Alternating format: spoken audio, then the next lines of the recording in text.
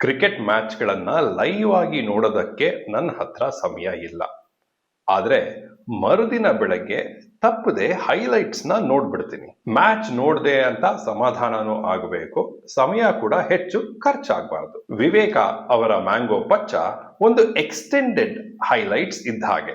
95 minutes, ಬರೀ 1 ಗಂಟೆ 35 ನಿಮಿಷಗಳ ರನ್ ಟೈಮ್.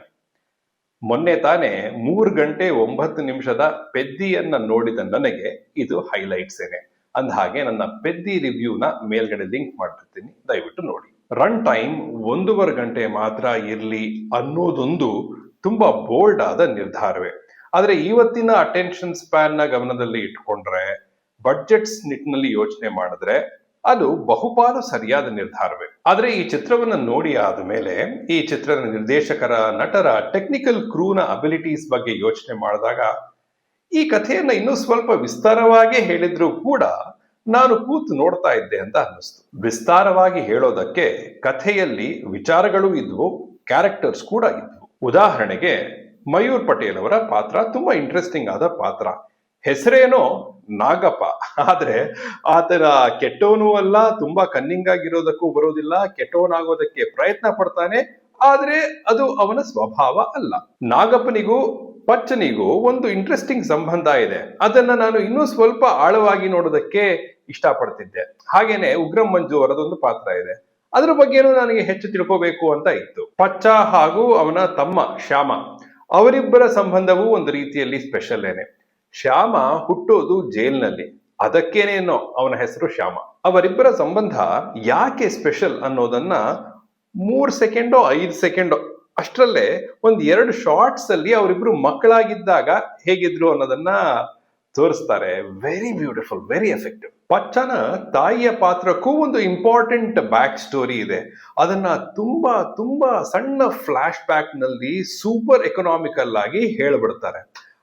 ಆದ್ರೆ ಅದಕ್ಕೊಂದು ಡೀಪ್ ಆದ ಲೇಯರ್ ಇದೆ.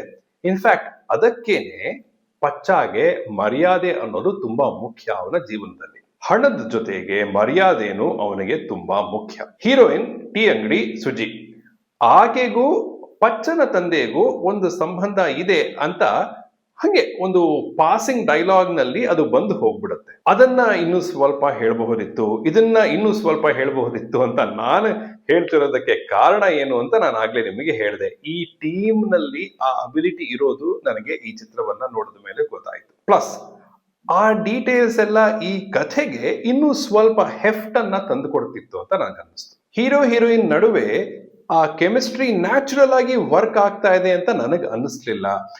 ಅದಕ್ಕೇನೆ ನನಗೆ ಆ ಡ್ಯುಯೆಟ್ ಕೂಡ ಅಷ್ಟು ವರ್ಕ್ ಆಗ್ಲಿಲ್ಲ. ಇವೆರಡಕ್ಕೂ ಕಾರಣ ಅವರಿಬ್ಬರ ರಿಲೇಶನ್ಶಿಪ್ ಬಗ್ಗೆ ನಮ್ಗೆ ಹೆಚ್ಚು ಹೇಳದೇ ಇರೋದು ಅಂತ ನನಗನ್ಸುತ್ತೆ. ದಟ್ ಸೆಡ್, ಈ ಚಿತ್ರದ ಅಪ್ರೋಚೇ ಅದಾಗಿದೆ. ಈ ಚಿತ್ರ ಎಷ್ಟೋ ವಿಚಾರಗಳನ್ನ ನಮ್ಮ ಇಂಟರ್ಪ್ರಿಟೇಷನ್ಗೆ, ನಮ್ಮ ಅಂಡರ್ಸ್ಟ್ಯಾಂಡಿಂಗ್ಗೆ ಬಿಟ್ಬಿಡುತ್ತೆ. ಈ ಚಿತ್ರದಲ್ಲಿ ಬರುವ ಪಾತ್ರಗಳ ನಡುವೆ ಇರೋ ಆ ಸಂಬಂಧಗಳು ಇಂಟ್ರೆಸ್ಟಿಂಗ್ ಆಗಿರೋದ್ರಿಂದ ಇನ್ನೂ ಸ್ವಲ್ಪ ಆಳಕ್ಕೆ ಇಳಿಬಹುದಿತ್ತೇನೋ ಅನ್ನೋದೊಂದೇ ನನ್ನ ಪಾಯಿಂಟ್. ಸರಿ, ಡೈರೆಕ್ಟ್ ಆಗಿ ಈ ಚಿತ್ರದ ರಿವ್ಯೂ ಒಳಗೇನೆ ನಾನು ಇಳಿದ್ಬಿಟ್ಟೆ. ಈ ಚಿತ್ರದ ರೀತಿಯಲ್ಲೇ ಸ್ವಲ್ಪ ನಾವು ಶುರುವಿನಿಂದ ಈಗ ಆರಂಭ ಮಾಡೋಣ. 2002, 2007 ಈ ಟೈಮ್ ಪೀರಿಯಡ್ ನಲ್ಲಿ ಮೈಸೂರಿನಲ್ಲಿ ನಡೆಯೋ ಕಥೆ. ಪ್ರಶಾಂತ ಅಲಿಯಾಸ್ ಪಚ್ಚ, ಮ್ಯಾಂಗೋ ಪಚ್ಚ ಹೇಗಾದ, ಯಾಕಾದ, ಮ್ಯಾಂಗೋ ಪಚ್ಚ ಆಗಿ ಆತ ಹೇಗೆ ಮೆರೆದ, ಅವನ ಫ್ಯಾಮಿಲಿ, ಎಕ್ಸ್ಟೆಂಡೆಡ್ ಫ್ಯಾಮಿಲಿ, ಪೊಲೀಸರು, ಪಾಲಿಟಿಕ್ಸ್, ಕ್ರೈಮ್, ಇದೆ ಈ ಕಥೆ. ಇದೊಂದು mostly super confident, uber stylish ಚಿತ್ರ. ತನ್ನ ಪರ್ಸನಾಲಿಟಿಯನ್ನ ಗುದ್ದಿ ಹೇಳೋ, ಗುದ್ದಿ ತೋರಿಸೋ ಚಿತ್ರ. ಇಡೀ ತಂಡವೇ ತುಂಬಾ ಸೀರಿಯಸ್ ಆಗಿ ಮಾಡಿರೋ ಒಂದು ಚಿತ್ರ. ಫ್ಲಾಶ್ ಬ್ಯಾಕ್ ಒಳಗೆ ಫ್ಲಾಶ್ ಬ್ಯಾಕ್ ಒಳಗೆ ಫ್ಲಾಶ್ ಬ್ಯಾಕ್ ಅಂತ ಟೈಮ್ ಲೈನ್ಸ್ ಹಿಂದಕ್ಕೆ ಮುಂದಕ್ಕೆ ಹೋಗಿ ಬರೋ ಚಿತ್ರ. ತನ್ನ ಸ್ಮಾರ್ಟ್ನೆಸ್ ನ ತೋರಿಸೋ ಚಿತ್ರ. ಪ್ರೇಕ್ಷಕರ ಇಂಟೆಲಿಜೆನ್ಸ್ ನು ಗೌರವಿಸೋ ಚಿತ್ರ. ನನಗೆ ತುಂಬಾ ಇಷ್ಟವಾದ ಕೆಲವು ಟಚಸ್ ಬಗ್ಗೆ ಹೇಳ್ತೀನಿ. ಚಿತ್ರದ ಆರಂಭದಲ್ಲಿ ಒಬ್ಬ ಜರ್ನಲಿಸ್ಟ್ ಇದ್ದಕ್ಕೆ ಇದ್ದ ಹಾಗೇನೆ ನಗೋದಕ್ಕೆ ಶುರು ಮಾಡ್ತಾರೆ. ಅದಕ್ಕೆ ಕಾರಣವನ್ನ ಎಕ್ಸ್ಪ್ಲೇನ್ ಮಾಡೋಕ್ ಹೋಗೋದೇ ಇಲ್ಲ. ಒಂದು ಪಾತ್ರವೇ 4th ವಾಲ್ ನ ಬ್ರೇಕ್ ಮಾಡುವ ರೀತಿಯಲ್ಲಿ ಇನ್ನು ಮುಂದೆ ಕಥೆನ ನಾನ್ ಹೇಳ್ತೀನಿ ಅಂತ ಹೇಳೋದು. ಬಾಲ್ ನ ಬ್ಯಾಟ್ ಅಲ್ಲಿ ಹೊಡೆದ್ರೆ ಆ ಕಡೆಯಿಂದ ನೋಟಿನ ಕಟ್ಟೊಂದು ಆ ಬಾಲ್ ನ ಟ್ರೆಜೆಕ್ಟರಿಯಲ್ಲೇ ವಾಪಸ್ ಬರುವುದು. ಮ್ಯಾಂಗೋ ಪಚ್ಚ ಅಂತ ಸ್ಕ್ರೀನ್ ಮೇಲೆ ಟೈಟಲ್ ಬರೋ ಆ ಮೊಮೆಂಟು, ಅದು ಬಂದಾಗ ಪಚ್ಚ ಅಂತ ಒಂದು ಸ್ಕ್ರೀಮ್ ಬರುತ್ತೆ.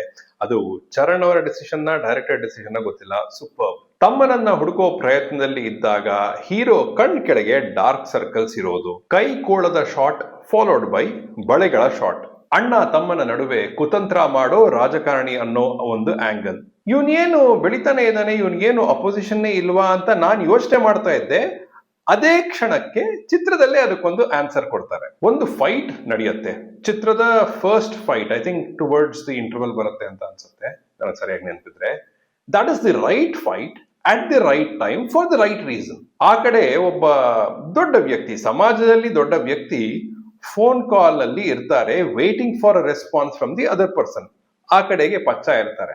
ಆಗ ಅವರೇನು ಮಾತಾಡೋದಿಲ್ಲ Paccha, he just breathes and ಅದೇ ಕನ್ವೆ ಮಾಡುತ್ತೆ ಆ ಕಡೆ ಇರೋ ವ್ಯಕ್ತಿಗೆ ಏನು ಸಂದೇಶ ಅನ್ನೋದನ್ನ. One of my all time favourite albums Shanti ಕ್ರಾಂತಿಯಿಂದ ಒಂದು ಹಾಡು. ಸಡನ್ ಆಗಿ ಪೊಲೀಸರು ಅದ್ಯಾವುದೋ ಹಳೇ ಫಿಲ್ಮ್ ಪೈರಸಿ ಕೇಸನ್ನ ಯಾಕೆ ತರ್ತಾರೆ ಅನ್ನೋದು. ಈ ಚಿತ್ರದ ರೈಟರ್ಸ್ ವಿವೇಕ ಹಾಗೂ ನಾಗಭೂಷಣ್ ದೇಶಪಾಂಡೆ. ಡೈಲಾಗ್ಸ್ ಅನ್ನು ಅವರೇ ಬರೆದ್ರ ಗೊತ್ತಿಲ್ಲ, ಬಟ್ ಈ ಚಿತ್ರದ ಡೈಲಾಗ್ಸ್ ವೆರ್ ವೆರಿ ಇಂಪ್ರೆಸಿವ್. ಹೆಡ್ಡ ಬುಷ ಏನ್ ಬೇಕು ಅನ್ನೋದಕ್ಕಿಂತ ಏನ್ ಬಿದ್ದಿರಬೇಕು ಅಂತ ನಿನಗನ್ನಿಸ್ತೀರ. ರಾಜ್ರಿದ್ದ ಊರು, ಅರಮನೆಯಲ್ಲಿ ಏನ್ ನಡೆಯುತ್ತೆ ಅನ್ನೋದು ಊರ್ನವ್ರಿಗೆಲ್ಲ ಗೊತ್ತಾಗ್ಲೇಬೇಕಲ್ಲ. ಗೆಲ್ಲೋ ಹಠ ಇರೋನು ಬೇರೆಯವ್ರನ್ನ ಸೋಲ್ಸೋ ಯೋಚನೆ ಮಾಡಲ್ಲ, ಬೇರೆಯವ್ರನ್ನ ಸೋಲ್ಸೋ ಯೋಚನೆಯಲ್ಲಿರೋನು ಯಾವತ್ತೂ ಗೆಲ್ಲೋದಿಲ್ಲ. ಹಾಗೇನೆ ರಾಕ್ಲೈನ್ ವೆಂಕಟೇಶ್ ಅವ್ರದ್ದು ಒಂದು ಸಣ್ಣ ಪಾತ್ರ ಇದೆ ಈ ಚಿತ್ರದಲ್ಲಿ. ಅವರು ಈ ಕನ್ಸ್ಟ್ರಕ್ಷನ್ ಆ ಬಿಸ್ನೆಸ್ ಅಲ್ಲಿ ಇರೋ ಒಬ್ಬ ವ್ಯಕ್ತಿ. ಪಚ್ಚ ಮತ್ತೆ ರಾಕ್ಲೈನ್ ವೆಂಕಟೇಶ್ ಅವರ ಪಾತ್ರ ಭೇಟಿಯಾದಾಗ ಮನೆ ಕಟ್ಟೋದ್ರ ಬಗ್ಗೆ ಒಂದು ಡೈಲಾಗ್ ಇದೆ, ಒಂದು ಕಾನ್ವರ್ಸೇಷನ್ ಇದೆ ಅಂತ ಇಟ್ಕೊಳ್ಳಿ. ಆ ಕಾನ್ವರ್ಸೇಷನ್ ಚೆನ್ನಾಗಿದೆ, ಬಿಕಾಸ್ ಅವರ ಪ್ರೊಫೆಷನ್ಗೆ ಅದು ಸಂಬಂಧಪಟ್ಟದ್ದೇನೆ. ಬಟ್ ಅದರ ಎಂಡ್ ಕೂಡ ಚೆನ್ನಾಗಿದೆ. ತಮ್ಮ ಜೈಲಲ್ಲಿ ಇರಬೇಕಾದ್ರೆ ಒಂದು ಸ್ವಲ್ಪ ಪ್ಯಾಥಾಸ್, ಒಂದು ಸಣ್ಣ ಹಾಡು ಬರುತ್ತೆ. ಅಯ್ಯೋ ಇದು ಬೇಕಿತ್ತ ಇಲ್ಲಿ ಅಂತ ನಾನು ಯೋಚನೆ ಮಾಡೋಷ್ಟ್ರಲ್ಲೇನೆ ಅದು ಕೂಡ ಒಂದು ಬ್ಯಾಂಗ್ ಅಲ್ಲಿ ಅಬ್ರಪ್ಟ್ ಆಗಿ ಎಂಡ್ ಆಗುತ್ತೆ. ಇವೆಲ್ಲವೂ ರೈಟಿಂಗ್ ಕಡೆಗೆ. ಆದ್ರೆ ರೈಟಿಂಗ್ ನ ಜೊತೆಯಲ್ಲಿ ಈ ಚಿತ್ರದಲ್ಲಿ ಇಂಪ್ರೆಸಿವ್ ಆಗಿರೋದು ಶೇಖರ್ ಚಂದ್ರ ಅವರ ವಿಜುವಲ್ಸ್ ಅಂಡ್ ಈ ಚಿತ್ರದ ಇಂಪ್ಯಾಕ್ಟ್ ಪ್ಲೇಯರ್ ಚರಣ್ ರಾಜ್ ಅವರ ಕೆಲಸ. ಚರಣ್ ಅವ್ರದೇ ಸ್ಟೈಲ್ ನಲ್ಲಿ ಒಂದು ಮಾಸ್ ಕಮರ್ಷಿಯಲ್ ಝೋನ್ ನಲ್ಲಿ ಇದೆ ಇದರಲ್ಲಿ ಅವರ ವರ್ಕ್. ಓಪನಿಂಗ್ ಕ್ರೆಡಿಟ್ಸ್ ಹಾಡಿಂದಲೇ ಶುರು ಆಗ್ಬಿಡುತ್ತೆ. ಅವರ ಮ್ಯೂಸಿಕ್ ಈ ಚಿತ್ರದ ಸ್ಟೈಲ್ಗೆ, ಈ ಚಿತ್ರದಲ್ಲಿರೋ ಎನರ್ಜಿಗೆ ಒಂದು ದೊಡ್ಡ ಕಾರಣ. ಹಸ್ರವಾಲಿ ಫೋಕ್ ಇದೆ, ರ್ಯಾಪ್ ಇದೆ, ಅದನ್ನ ಬಿಟ್ಟು ಕೂಡ ರ್ಯಾಪ್ ಇದೆ. ತದನಂತರ ಹಸ್ರವಾದ ರಾಕ್ ವರ್ಷನ್ ಬರುತ್ತೆ. ಹಾಗೇನೆ ಕ್ಲೋಸಿಂಗ್ ಕ್ರೆಡಿಟ್ಸ್ಗೆ ಮಾಡಿರೋ ಆ ಮ್ಯೂಸಿಕ್ ವಿಡಿಯೋ ಕೂಡ ತುಂಬಾ ಚೆನ್ನಾಗಿದೆ. ಅದನ್ನು ನೋಡಿನೇ ಚಿತ್ರಮಂದಿರದಿಂದ ಹೊರಗೆ ಬನ್ನಿ. ಈ ಚಿತ್ರದಲ್ಲಿ ನನಗೆ ಕೆಲವು ಮೈನರ್ ಇಶ್ಯೂಸ್ ಇವೆ. ಮ್ಯಾಂಗೋ ಪಚ್ಚ ಜೈಲಿನಲ್ಲಿ ಯಾರೋ ಬಚ್ಚಾಗೆ ತನ್ನ ಕಥೆಯನ್ನ ಯಾಕೆ ಹೇಳ್ಕೊತಾ ಇದ್ದಾನೆ ಅನ್ನೋದು ನನಗೆ ಗೊತ್ತಾಗ್ಲಿಲ್ಲ. ವಾರ್ ಆನ್ ಡ್ರಗ್ಸ್ ಅಂತ ಮಾತಾಡೋದಾಗ್ಲಿ, ಅಫ್ಕೋರ್ಸ್ ಅಂತ ಹೇಳೋದಾಗ್ಲಿ, ಇವೆಲ್ಲವೂ ತುಂಬಾ ಕರೆಕ್ಟ್ ಆದ ರೀತಿಯಲ್ಲೇ ಇಂಗ್ಲಿಷ್ ನ ಮಾತಾಡ್ತಾನೆ ಪಚ್ಚ, ಅದೊಂದು. ಹಾಗೇನೆ ನಾಗಪ್ಪನ ಪೊಲಿಟಿಕಲ್ ರೈಸ್, ಇವುಗಳೆಲ್ಲ ನನ್ಗೆ ಅಷ್ಟು ಕನ್ವಿನ್ಸಿಂಗ್ ಆಗಿ ಅನ್ನಿಸ್ಲಿಲ್ಲ. ಇಬ್ರಾಹಿಂ ಅನ್ನೋ ಒಂದು ಪೊಲೀಸ್ ಪಾತ್ರ ಬರುತ್ತೆ. ಆ ಪಾತ್ರದ ಸುತ್ತಲೂ ನಡೆಯೋದು ಸ್ವಲ್ಪ ರೆಗ್ಯುಲರ್ ಝೋನ್ ಅನ್ನೋ ಝೋನ್ಗೆನೆ ಹೋಗ್ಬಿಡ್ತು. ಐ ಥಿಂಕ್ ಚಿತ್ರಕ್ಕೆ ಮುಂಚೆ ಕೊಟ್ಟ ಇಂಟರ್ವ್ಯೂಸ್ ನಲ್ಲಿ ಹೇಳಿದ್ದಾರೆ ಅಂತ ನನಗನ್ಸುತ್ತೆ, ಹೇಳದ ಹಾಗೆ ನೆನಪು ದಟ್ ಮೈಸೂರನ್ನ ನಾವು ತುಂಬಾ ಚೆನ್ನಾಗಿ ಕ್ಯಾಪ್ಚರ್ ಮಾಡಿದೀವಿ, ಯಾಕಂದ್ರೆ ಈ ಕಥೆ ಮೈಸೂರಿನಲ್ಲಿ ರೂಟೆಡ್ ಅಂತ. ಆದ್ರೆ ವಿಜುವಲ್ಸ್ ನ ನೋಡ್ಬೇಕಾದ್ರೆ ಶೋರ್ ಎಲ್ಲಾ ಚಿತ್ರಗಳಲ್ಲೂ ಬರೋ ಮೈಸೂರನ್ನೇ ನಾನು ನೋಡಿದೆ. ವಿಶೇಷವಾಗಿ ನನಗೆ ಏನು ಮೈಸೂರಿನಲ್ಲಿ ಈ ಚಿತ್ರದಲ್ಲಿ ಕ್ಯಾಪ್ಚರ್ ಮಾಡಿರೋ ಹಾಗೆ ಕಾಣಿಸ್ಲಿಲ್ಲ. ಈ ಮೈನರ್ ಇಶ್ಯೂಸ್ ನ ಪಕ್ಕಕ್ಕಿಟ್ರೆ ಈ ಚಿತ್ರದಲ್ಲಿ ಇನ್ನೊಂದು ದೊಡ್ಡ ಸರ್ಪ್ರೈಸ್, ಪ್ಲೆಸೆಂಟ್ ಸರ್ಪ್ರೈಸ್, ತುಂಬಾ ಒಳ್ಳೆ ಸ್ಟ್ರೆಂತ್ ಈ ಚಿತ್ರಕ್ಕೆ ಅಂದ್ರೆ ಈ ಚಿತ್ರದ ನಟರು. ಎಲ್ಲಾ ನಟರು ಸಣ್ಣ ರೋಲ್ ಆಗಿರ್ಲಿ, ದೊಡ್ಡ ರೋಲ್ ಆಗಿರ್ಲಿ, ಎಕ್ಸ್ಟ್ರೀಮ್ಲಿ ಕನ್ವಿನ್ಸಿಂಗ್ ಆಗಿ ಮಾಡಿದ್ದಾರೆ. But of course the film belongs to Sanchit Sanjeev. ಚೊಚ್ಚಲ ಚಿತ್ರದಲ್ಲೇ ಟೈಟ್ ಕ್ಲೋಸ್ ಅಪ್ ಅಲ್ಲಿ ನಾನು ನನ್ನ ಎಮೋಷನ್ಸ್ ನ ತೋರಿಸ್ತೀನಿ ಅನ್ನೋದಕ್ಕೆ ಧೈರ್ಯ ಬೇಕು. ಅಂಥ ಧೈರ್ಯವನ್ನ ತೋರಿಸಿ ಗೆದ್ದಿದ್ದಾರೆ ಸಂಚಿತ್. ಅವರಿಗೂ ನಿರ್ದೇಶಕರಾದ ವಿವೇಕ ಅವರಿಗೂ ಅಭಿನಂದನೆಗಳು. ಅವರು ಬೆಳೆಸಿರೋ ಈ ತಳಿ ಪೋಟೆಂಟ್ ಆಗಿದೆ.